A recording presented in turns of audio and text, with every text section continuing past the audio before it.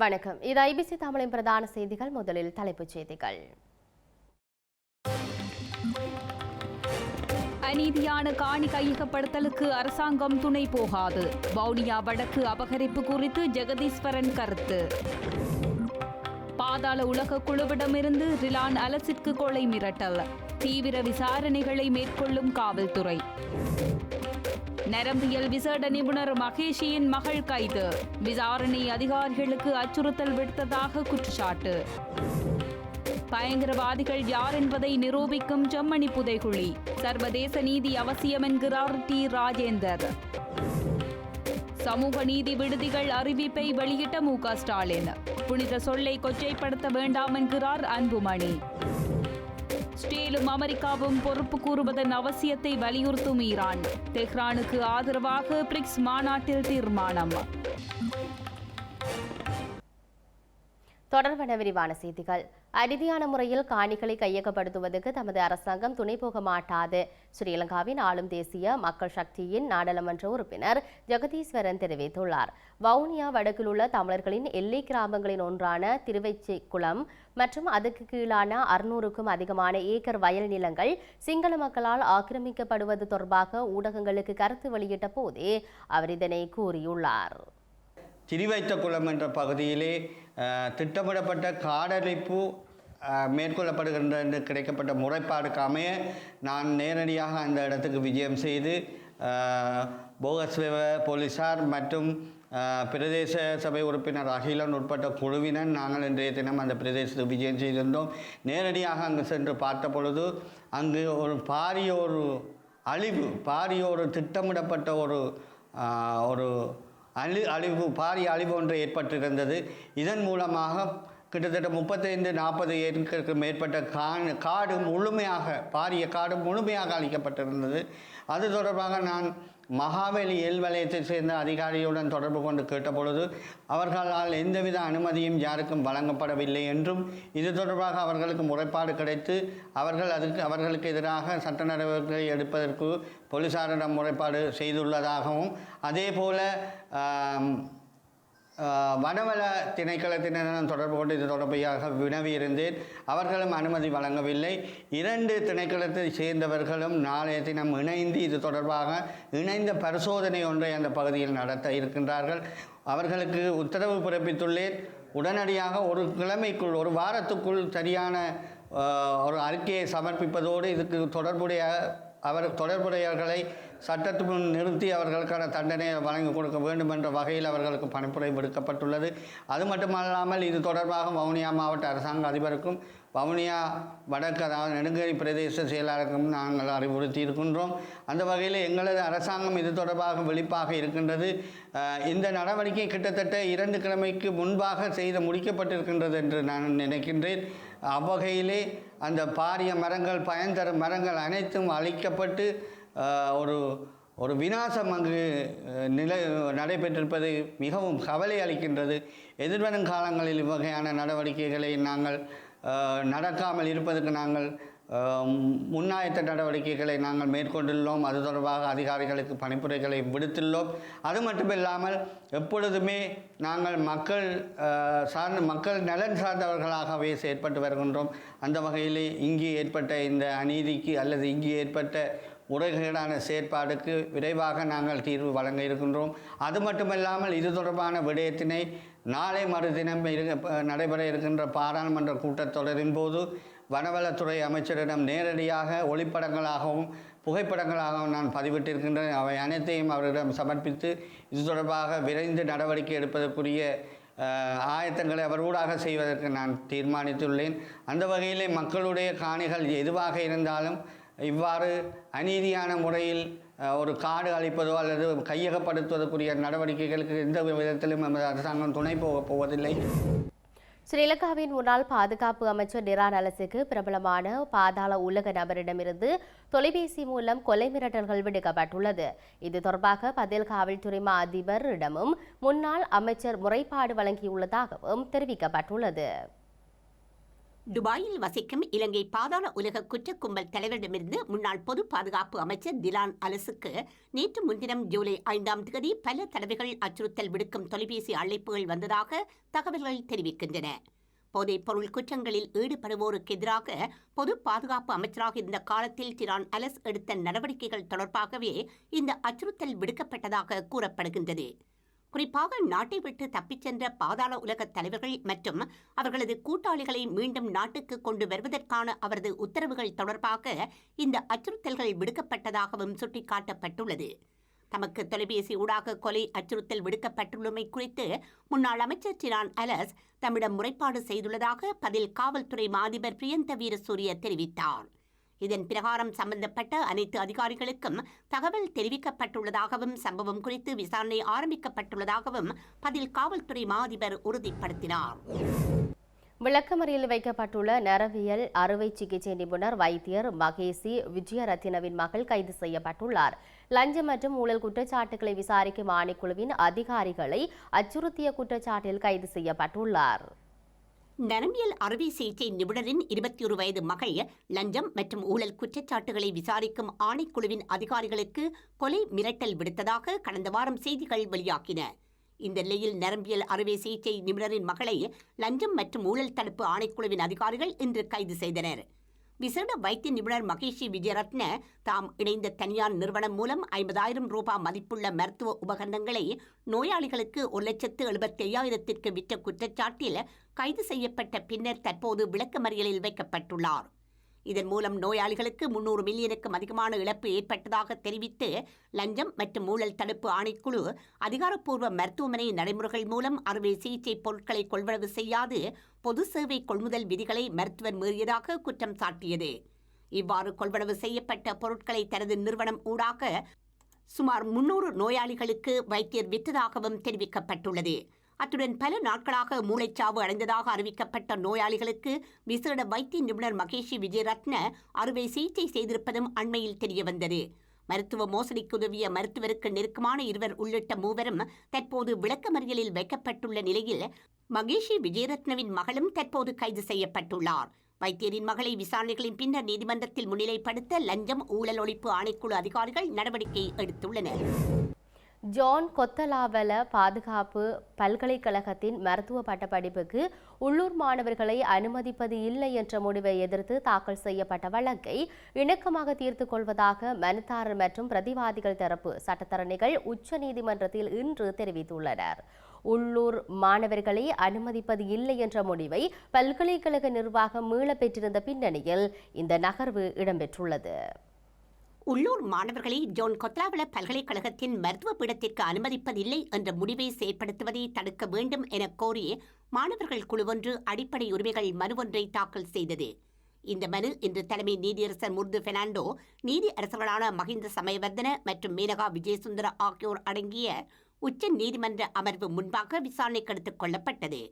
மனுதாரர்கள் சார்பாக முன்னிலையான சட்டத்தரணி ஹாஃபிஸ் ஃபாரிஸ் வழக்கை இணக்கமாக தீர்த்துக் கொள்ளும் சாத்தியம் இருப்பதாக நீதியரசர்கள் அமர்வுக்கு தெரிவித்தார். உள்ளூர் மாணவர்களை மீண்டும் பல்கலைக்கழக மருத்துவ பீடத்தில் இணைப்பதை அனுமதிக்கும் அறிக்கையை பிரதிவாதிகள் வெளியிட்டதாக அவர் கூறியுள்ளார். அதன்படி இந்த விவகாரம் தொடர்பாக தனது கட்சிக்காரர்களிடமிருந்து பெறப்பட்ட எழுத்துப்பூர்வ அறிவுறுத்தல்களை முன்வைக்கவும் பொருத்தமான சமர்ப்பிப்புகளை வழங்கவும் ஒரு திகதியை வழங்குமாறு அவர் நீதிமன்றத்தை கோரினார். சட்டமா அதிபர் சார்பாக முன்னிலையான பிரதி சட்டமா அதிபர் நாயகம் நிர்மலன் விக்னேஸ்வரனும் இந்த கோரிக்கையை ஏற்றுக்கொண்டார். எனவே மனுதாரர்கள் தீர்வு தொடர்பான எழுத்துப்பூர்வ வழிமுறைகளை முன்வைக்க அவகாசம் அளிக்கும் வகையில் இந்த வழக்கை எதிர்வரும் ஜூலை 24ஆம் தேதிக்கு ஒத்திவைத்து நீதியரசர்கள் அமர்வு உத்தரவிட்டது. இந்த மனுவை ஃபாத்திமா அப்துல் ஃபலீல் மற்றும் துலங்க டி சில்வா உள்ளிட்ட 5 மாணவர்கள் தாக்கல் செய்திருந்ததுடன் ஜான் கொத்தலாவல பாதுகாப்பு பல்கலைக்கழகத்தின் ஆளுநர் குழு உட்பட பல தரப்பினரை பிரதிவாதிகளாக குறிப்பிட்டிருந்தனர். 2025-26 கல்வியாண்டில் ஜான் கொத்தலாவல பாதுகாப்பு பல்கலைக்கழகத்தில் பணம் செலுத்தி மருத்துவ கற்கைக்கான பட்டம் பெற விரும்புவதாக மனுதாரர்கள் தெரிவித்திருந்தமை குறிப்பிடத்தக்கது. நாடளாவிய ரீதியில் மேற்கொள்ளப்பட்டு வரும் விசேட சுற்றிவளைப்பு நடவடிக்கையின் மற்றொரு கட்டத்தில் 120 பேர் கைது செய்யப்பட்டுள்ளனர். சப்ரகமுவ மாகாணத்தின் 4 காவல்துறை பிரிவுகளில் இந்த சோதனை நடவடிக்கை முன்னெடுக்கப்பட்டதாக ஸ்ரீலங்கா காவல்துறை தெரிவித்துள்ளது. இரத்தினபுரி, எம்லிபிட்டிய, சீதாவாக்கப்புற மற்றும் கேகாலை காவல் பிரிவுகளில் நேற்று நடத்தப்பட்ட விசேட நடவடிக்கையின் போது பல்வேறு குற்றச் செயல்களில் ஈடுபட்ட 100க்கும் மேற்பட்டவர்கள் கைது செய்யப்பட்டுள்ளனர். நேற்று மாலை 6 மணி முதல் இரவு 10 மணி வரை இந்த சோதனை நடத்தப்பட்டதாக ஸ்ரீலங்கா காவல்துறை தெரிவித்துள்ளது. சுமார் 900 காவல்துறை, விசேட அதிரடிப்படை, ஸ்ரீலங்கா ராணுவம், விமானப்படை மற்றும் கடற்படை வீரர்கள் இணைந்து கூட்டாக இந்த நடவடிக்கையில் ஈடுபட்டனர். இந்த நடவடிக்கையின் போது பிடியாணை பிறப்பிக்கப்பட்ட 23 பேரும் கைது செய்யப்பட்டுள்ளதாக ஸ்ரீலங்கா காவல்துறை கூறியுள்ளது. மேலும் மதுபோதையில் வாகனம் செலுத்திய 19 நபர்களுக்கு எதிராக சட்ட நடவடிக்கை எடுக்கப்பட்டுள்ளது. இதற்கிடையில் நேற்று முன்தினம் சனிக்கிழமை தென் மாகாணத்தில் நடத்தப்பட்ட விசேட சோதனை நடவடிக்கையின் போது பல்வேறு குற்றச் செயல்களில் ஈடுபட்ட மொத்தம் 457 பேர் கைது செய்யப்பட்டதாக ஸ்ரீலங்கா காவல்துறை தெரிவித்துள்ளது. திருகோணமலை மூதூரில் இடம்பெற்ற விபத்தில் இருவர் படுகாயமடைந்துள்ளனர். காயமடைந்த இருவரும் மூதூர் தலா வைத்தியசாலையில் அனுமதிக்கப்பட்டு மேலதிக சிகிச்சைகளுக்காக திருகோணமலை பொது வைத்தியசாலைக்கு அனுப்பி வைக்கப்பட்டுள்ளனர். திருகோணமலை மட்டக்களப்பு பிரதான வீதியில் பயணித்துக் கொண்டிருந்த ஒன்றுளி வேக கட்டுப்பாட்டை இழந்து அருகிலுள்ள வாய்க்காலுக்குள் வீழ்ந்துள்ளது. மூதூர் காவல்துறை பிரிவில் உள்ள பட்டித்திடல் பகுதியில் நேற்றிரவு இடம்பெற்ற இந்த விபத்தில் மூதூரைச் சேர்ந்த 27 மற்றும் 32 வயதுடைய இருவரை படுகாயமடைந்துள்ளனர். படுகாயமடைந்த இருவரும் பிரதேச மக்களால் மீட்கப்பட்டு அவசர நோயாளர் காவு வண்டி மூலம் வைத்தியசாலைக்கு அனுப்பி வைக்கப்பட்டுள்ளனர். இந்த விபத்து தொடர்பான மேலதிக விசாரணைகளை மூதூர் காவல்துறையினர் முன்னெடுத்து வருகின்றனர். திருகோணமலை தோப்பூர் அல்ஹம்ரா மத்திய கல்லூரி மாணவர்களின் போதைப் பொருளுக்கு எதிரான விழிப்புணர்வு பேரணி இன்று திங்கட்கிழமை காலை இடம்பெற்றுள்ளது. நாம் எல்லோரும் ஒன்றிணைந்து போதைப் பொருளற்ற பிரதேசத்தை உருவாக்குவோம் எனும் தொனிப்பொருளில் இந்த பேரணி ஏற்பாடு செய்யப்பட்டிருந்தது. மூதூர் கல்வி வலயத்திற்குட்பட்ட தோப்பூர் அல்ஹம்ரா மத்திய கல்லூரி முன்றலில் இருந்து ஆரம்பமான போதைப் பொருளுக்கு எதிரான பேரணி உள் வீதிகளில் பயணித்து பிரதான வீதியூடாக சென்று மீண்டும் பாடசாலையை சென்றடைந்தது. ஸ்ரீலங்கா காவல்துறையினர், பாடசாலை நிர்வாகம், பாடசாலை அபிவிருத்தி சங்கங்களின் ஒத்துழைப்புடன் இந்த பேரணி முன்னெடுக்கப்பட்டுள்ளது. இந்த பேரணியில் மூதூர் பிரதேச சபை உறுப்பினர் AG நிஸ்மியும் கலந்து கொண்டார். இதன்போது மாணவர்கள் போதைப் பொருளுக்கு எதிரான ஸ்லோகங்களை ஏந்தி கோஷங்களை எழுப்பி வீதிகளில் விழிப்புணர்வூட்டியவாறு பேரணியாக சென்றனர். சிங்கள இராணுவத்தினரா தமிழர்களா பயங்கரவாதிகள் என்பதை செம்மணி மனித புதுகுழி உலகிற்கு எடுத்து காட்டுகின்றது என தென்னிந்திய பிரபல இயக்குனரும் நடிகரும் இசை அமைப்பாளருமான டி ராஜேந்தர் தெரிவித்துள்ளார். சர்வதேச அளவிலே தமிழர்களுக்கு இழைக்கப்பட்ட அநீதிகளுக்கு நீதி கிடைப்பதற்கு தமிழர்கள் ஒவ்வொருவரும் தொப்புள் கொடி உறவுகளாக குரல் கொடுத்து கொண்டே இருப்போம் என அவர் கூறியுள்ளார். இந்த சிங்கள ராணுவமும் இந்த சிங்கள வெறிநாய்களுடைய வெறியாட்டமும் அந்த ஓநாய்களுடைய களியாட்டமும் அந்த மயானத்தில் அவர்கள் ஆடிய ஆட்டம் தமிழர்கள் மீது கொண்ட காட்டத்தை இதைவிட சர்வதேச உலகமே இதை தெரிந்து கொள்ள வேண்டும். இந்த எங்களுடைய தமிழ் இன மக்களுக்கு ஒரு நீதி கிடைக்க வேண்டும். அந்த இராணுவத்தின் கட்டுப்பாட்டிலே இருந்த இடத்திலே இவர்கள் எங்களை புதைக்க விடுவதும் இல்லை, எரிக்க விடுவதும் இல்லை. இவர்கள் தமிழர்களை உயிரோடு மாய்த்தார்களா, இல்லை உயிரோடு புதைத்தார்களா? இந்த புதைக்குழிக்குள்ளே இத்தனை உடல்கள் மீட்டெடுக்கப்படுகிறது என்றால் எலும்புக்கூடுகள் தோண்ட தோண்ட வந்து கொண்டே இருக்கின்றது. இதை பார்க்கும்போது தமிழர்களுடைய நெஞ்சம் வெந்து கொண்டே இருக்கின்றது. மயானத்திலே பிணங்கள் எரிக்கப்பட்டால் அதுதான் வெந்து கொண்டிருக்கும்.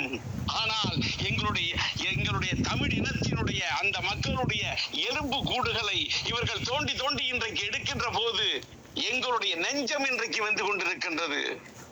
வயிறு எரிந்து கொண்டிருக்கிறது, பற்றி எரிந்து கொண்டிருக்கின்றது. பாத்தி கட்டி செடி வளர்ப்பார்கள், ஆனால் சித்து பாத்தியிலே எங்களுடைய தொப்புள் கொடி உறவுகளை இவர்கள் புதைத்து வளர்த்திருக்கிறார்கள், புதைத்திருக்கிறார்கள், சிதைத்திருக்கிறார்கள், அழித்திருக்கிறார்கள். இதையெல்லாம் பார்க்கும்போது நெஞ்சம் பதைக்கிறது. ஆக பயங்கரவாதிகள் தமிழர்களா, இல்லை இந்த சிங்கள ராணுவமா, இந்த சிங்கள இனமா? எங்கள் இனத்தின் மீது கொண்ட பகை, அந்த பகையின் காரணமாக இந்த அளவுக்கு என்ன அநியாயம்! செம்மணியிலே நடந்த இந்த சம்பவத்தை பார்க்கும் போது அந்த அகழ்வாராய்ச்சியிலே தோண்டி எடுக்கப்பட்ட எலும்புக்கூடுகள் யார் எண்ணி பார்க்கிறேன். சேயை கட்டி அணைத்த வண்ணம் ஒரு தாயை கண்டெடுத்திருக்கிறார்கள். பள்ளிக்கூட சிறுவன் கையிலே ஏந்தி பிடித்திருக்கிறான் பையை, புத்தக பையை ஏந்தி பிடித்த அந்த சிறுவனை கொன்று குவித்திருக்கிறார்கள். உயிரோடு வைத்து புதைத்திருக்கிறார்களே, நெஞ்சம் பதைக்கிறது. தமிழ்நாட்டில் சமூக நீதியை ஒட்டுமொத்தமாக படுகொலை செய்துவிட்டு அதற்கு பரிகாரம் தேடும் வகையில் சமூக நீதி என முதல்வர் மு க ஸ்டாலின் கூறி வருவதாக பாட்டாளி மக்கள் கட்சியின் தலைவர் அன்புமணி ராமதாஸ் குற்றம் சாட்டியுள்ளார். சமூக நீதி என்ற பெயரை மு க ஸ்டாலின் தலைமையிலான திமுக அரசு பயன்படுத்துவதை விட பெரிய கொடுமையும் முரண்பாடும் இருக்க முடியாது என அவர் குறிப்பிட்டுள்ளார். தமிழ்நாட்டில் பல்வேறு அரசு துறைகளின் கீழ் செயற்பட்டு வரும் 2739 விடுதிகளும் இனி சமூக நீதி விடுதிகள் என்று அழைக்கப்படும் என முதலமைச்சர் மு க ஸ்டாலின் அறிவித்துள்ளார். இதுகுறித்து அறிக்கையொன்றை வெளியிட்டுள்ள பாமக தலைவர் அன்புமணி ராமதாஸ், வாழும் காலத்தில் ஒருவரை கொடுமைப்படுத்தி படுகொலை செய்துவிட்டு அவரது கல்லறையில் பெயரை பொறிப்பது எப்படியோ அப்படித்தான் மு க ஸ்டாலினின் செயற்பாடுகளும் இருப்பதாக கூறியுள்ளார். சீனி சர்க்கரை சித்தப்பா என எழுதி காட்டினால் அது இனிக்காது என்ற அடிப்படை கூட அவருக்கு தெரியவில்லை எனவும் பாமக தலைவர் அன்புமணி ராமதாஸ் விமர்சித்துள்ளார். திமுக ஆட்சிக்கு வந்து 4.5 ஆண்டுகள் ஆகிவிட்ட நிலையில் சமூக நீதியை காக்க இதுவரை எந்த நடவடிக்கையும் மேற்கொள்ளப்படவில்லை எனவும் அவர் குற்றம் சாட்டியுள்ளார். இந்தியாவில் கர்நாடகம், பீகார், தெலுங்கானா, ஆந்திரம் உள்ளிட்ட மாநிலங்களில் மாநில அரசுகளால் சாதிவாரி கணக்கெடுப்பு நடத்தப்பட்டுவிட்ட நிலையில் இன்று வரை தமிழ்நாட்டில் சாதிவாரி கணக்கெடுப்பு நடத்தப்படவில்லை எனவும் ராமதாஸ் சாடியுள்ளார். சாதிவாரி கணக்கெடுப்பு நடத்துவதற்கான அதிகாரம் மாநில அரசுக்கு வழங்கப்பட்டுள்ள நிலையில் தமக்கு அதிகாரம் இல்லை என்று கூறி அந்த சமூக நீதி கடமையை மு க ஸ்டாலின் தட்டி கழித்துக் கொண்டிருக்கின்றார் எனவும் அவர் கூறியுள்ளார். வன்னியர்களுக்கு உள் இட ஒதுக்கீடு வழங்க உச்ச நீதிமன்றம் ஆணையிட்டு இன்றுடன் 1193 நாட்கள் ஆகிவிட்ட நிலையில் இன்று வரை வன்னியர்களுக்கு இட ஒதுக்கீடு வழங்கப்படவில்லை எனவும் அன்புமணி ராமதாஸ் குற்றம் சாட்டியுள்ளார். அதேபோன்று சமூக நீதிக்கோர் மேனிய சமூகங்களுக்கும் துரோகத்தை மட்டுமே திமுக அரசு பரிசாக அளித்து வருகின்றது எனவும் அவர் கூறியுள்ளார். சமூக நீதி என்பது மிகவும் புனிதமான சொல் எனவும் அதை நீங்களும் உங்களை போன்றவர்களும் உச்சரித்து கொச்சைப்படுத்தாமல் இருக்குமாறும் அன்புமணி ராமதாஸ் முதல்வரிடம் கோரிக்கை விடுத்துள்ளார். தமது நாட்டுக்கு எதிராக மேற்கொள்ளப்பட்ட ஆக்கிரமிப்பு போர் தொடர்பாக இஸ்ரேல் மற்றும் அமெரிக்கா பொறுப்பு கூற செய்யப்பட வேண்டும் என ஈரான் வலியுறுத்தியுள்ளது. இந்த தாக்குதலுக்கு இஸ்ரேல் பொறுப்பு கூற செய்யப்படாவிடின் முழு பிராந்தியமும் அதுக்கு அப்பால் உள்ள பிராந்தியமும் பாதிக்கப்படும் என ஈரானின் வெளிவிவகார அமைச்சர் அப்பாஸ் அரக்சி தெரிவித்துள்ளார். ஈரான் நாட்டின் ராணுவம் அணு மற்றும் குடிசார் நிலைகள் மீது இஸ்ரேல் நடத்திய தாக்குதல்களில் குறைந்தது 935 பேர் கொல்லப்பட்டிருந்தனர். இந்த தாக்குதலுக்கு பிரேசிலில் நடைபெற்ற பிரிக்ஸ் மாநாட்டில் ஆற்றிய உரையில் ஈரான் வெளி விவகார அமைச்சர் அப்பாஸ் அரக்சி கண்டனம் தெரிவித்துள்ளார். அணுசக்தி நிலையங்கள் மீதான அமெரிக்க ஆஸ்திரேலிய தாக்குதல்கள், அணுசக்தி பரவல் தடை ஒப்பந்தம் மற்றும் 2015 ஈரானின் அமைதியான அணுசக்தி திட்டத்தை ஒருமித்த கருத்துடன் அங்கீகரித்த ஐநா தீர்மானம் ஆகியவற்றை அப்பட்டமாக மீறுவதாகும் எனவும் அவர் கூறியுள்ளார். ஈரானின் அமைதியான அணுசக்தி நிலையங்களை குறிவைத்து அமெரிக்கா ஆக்கிரமிப்பு தாக்குதலை நடத்தியதாகவும் ஈரானுக்கு எதிரான இஸ்ரேலின் ஆக்கிரமிப்பு போரில் அமெரிக்க அரசாங்கம் முழுமையாக உடந்தையாக இருந்தது என்பதில் எந்த சந்தேகமும் இல்லை எனவும் அப்பாஸ் அரக்சி குறிப்பிட்டுள்ளார். பிரேசிலின் ரியோ டி ஜெனீரோவில் நடைபெற்ற பிரிக்ஸ் நாடுகளின் மாநாட்டில் ஈரானுக்கு ஆதரவு வெளியிடப்பட்டுள்ளது. ராணுவம், அணுசக்தி மற்றும் ஏனைய இலக்குகள் மீதான ஆஸ்திரேலிய மற்றும் அமெரிக்க வான்வழி தாக்குதல்களை 11 நாடுகளை கொண்ட பிரிக்ஸ் அமைப்பு கண்டித்துள்ளது. இந்த தாக்குதல்கள் சர்வதேச சட்டத்தை மீறுவதாகும் எனவும் பிரிக்ஸ் அமைப்பின் அறிக்கையில் கூறியுள்ள போதிலும் இஸ்ரேல் மற்றும் அமெரிக்காவின் பெயர்களை நேரடியாக குறிப்பிடவில்லை. பொதுமக்கள் உட்கட்டமைப்பு மற்றும் அமைதியான அணுசக்தி நிலையங்கள் மீதான திட்டமிட்ட தாக்குதல் குறித்து தாம் தீவிர கவலையை வெளிப்படுத்துவதாக பிரிக்ஸ் அமைப்பு கூறியுள்ளது. பிரிக்ஸ் அமைப்பின் இந்த அறிவிப்பு டெஹ்ரானுக்கு கிடைத்த ஒரு ராஜதந்திர வெற்றியாகும் என அரசியல் ஆய்வாளர்கள் சுட்டிக்காட்டுகின்றனர். செய்திகளின் நிறைவாக மீண்டும் தலைப்புச் செய்திகள். அநீதியான காணி கையகப்படுத்தலுக்கு அரசாங்கம் துணை போகாது. வவுனியா வடக்கு அபகரிப்பு குறித்து ஜெகதீஸ்வரன் கருத்து. பாதாள உலக குழுவிடமிருந்து ரிலான் அலசிற்கு கொலை மிரட்டல். தீவிர விசாரணைகளை மேற்கொள்ளும் காவல்துறை. நரம்பியல் விசேட நிபுணர் மகேஷியின் மகள் கைது. விசாரணை அதிகாரிகளுக்கு அச்சுறுத்தல் விடுத்ததாக குற்றச்சாட்டு. பயங்கரவாதிகள் யார் என்பதை நிரூபிக்கும் செம்மணி புதைகுழி. சர்வதேச நீதி அவசியம் என்கிறார் டி ராஜேந்தர். சமூக நீதி விடுதிகள் அறிவிப்பை வெளியிட்ட மு க ஸ்டாலின். புனித சொல்லை கொச்சைப்படுத்த வேண்டாம் என்கிறார் அன்புமணி. இஸ்ரேலும் அமெரிக்காவும் பொறுப்பு கூறுவதன் அவசியத்தை வலியுறுத்தும் ஈரான். தெஹ்ரானுக்கு ஆதரவாக பிரிக்ஸ் மாநாட்டில் தீர்மானம். இத்துடன் ஐபிசி தமிழின் பிரதான செய்திகள் நிறைவு பெற்றன. உடனுக்குடன் செய்திகளை அறிந்து கொள்ள ibctamil.com என்ற நமது இணையதளத்தை பார்வையிடுங்கள். வணக்கம்.